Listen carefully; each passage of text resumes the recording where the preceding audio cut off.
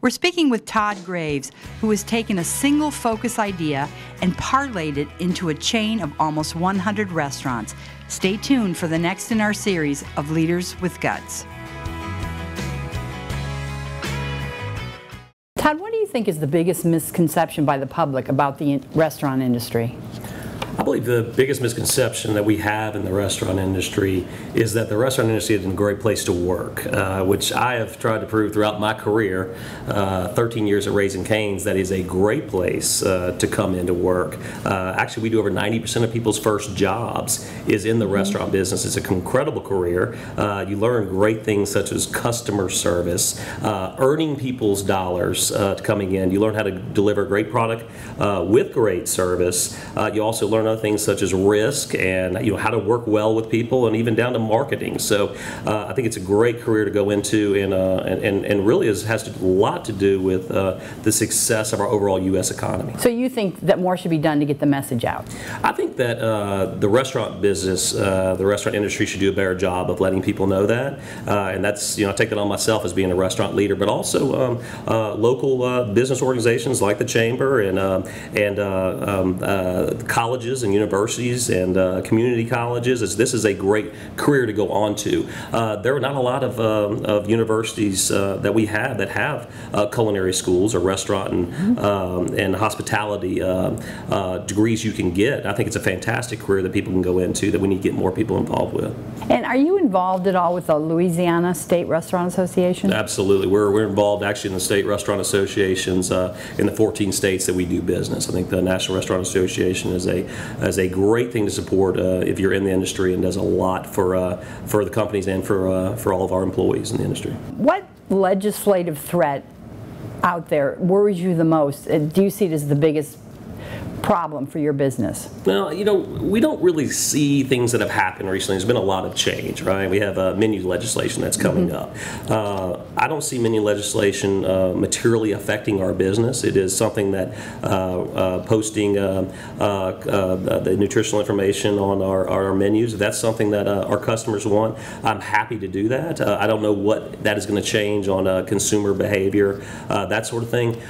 From one stance on the menu legislation that I didn't agree with was that doing it for companies that had 20 restaurants and over.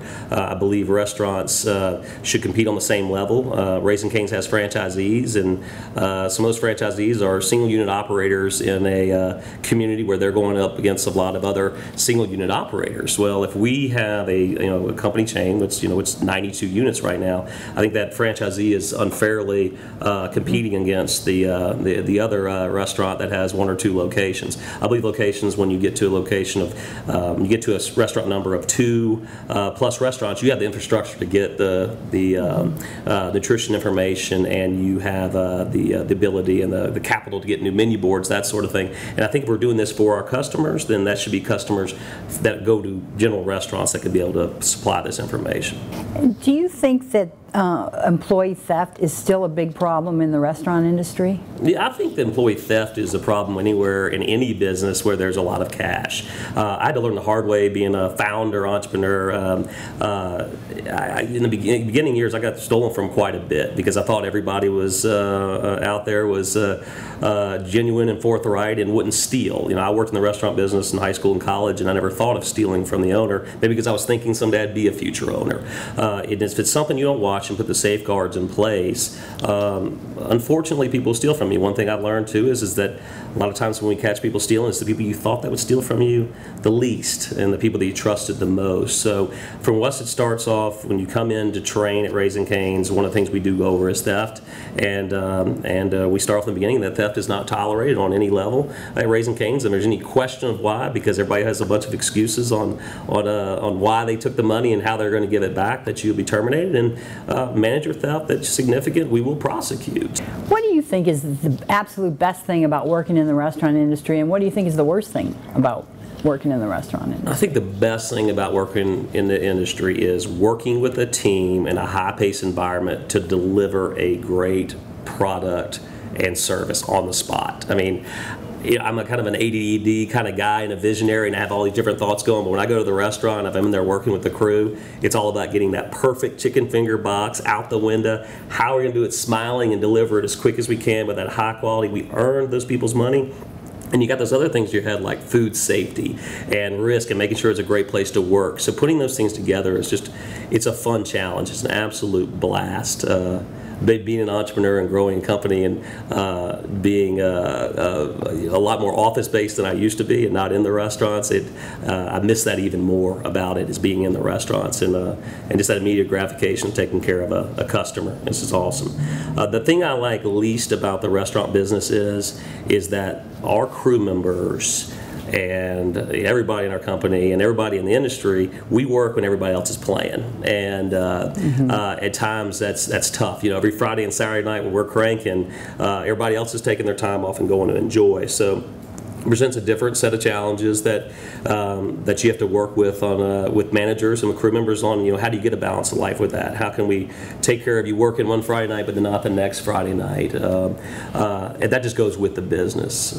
Part of that, that it would help shape Raising Cane's came the original culture was we were open in those first years during all the holidays. I mean, we needed the cash flow, and but the deal was I always worked with my crew in those days. But talk about being there on 4th of July, and everybody wishes they were out barbecuing and they're hanging out with their friends and their family, and that just the whole culture and the vibe that day is just pretty solid, and it's not normally like that in my restaurant. And so after that first year, we closed down 10 holidays, major holidays, and have not been open since that first year in the course of our business, because the rule is if I'm not working on those days and I want to be with my friends and family, so does the crew. They're going to have off too. And how do you inspire young people to choose the restaurant industry? What do you tell them? For us, our number one, we get asked all the time, how do you get such great crew? How are they so friendly? How they're always in such a good mood? And I say there's no major secret to what we do. It's not we don't offer way higher than minimum wage to hire people. What we do is we take care of the crew that we have. Okay, we're all fry cooks and cashiers in it. That's what I do. I'm a fry cook and I'm a cashier, so I know the challenge of the job. I know the fun of the job. I know what we should expect and what your accountability is. Also know how we can have a lot of fun while we do it. And establishing that, having that kind of culture and backing that culture up and hiring managers that believe in that and training them and orientating on that and going all through that process means you have a great crew, and great crew always attracts new great crew. So when new great crew comes in, it's about interviewing right and properly and getting them in place and getting orientated and trained properly, and then constantly give them that reinforcement on that and giving them continued development and growth opportunities. We've been talking with Todd Graves, CEO of Raising Cane's. Check out the next part of this series as we explore what it takes to be a leader with guts. For Food Channel Pro, I'm Ellen Codiff.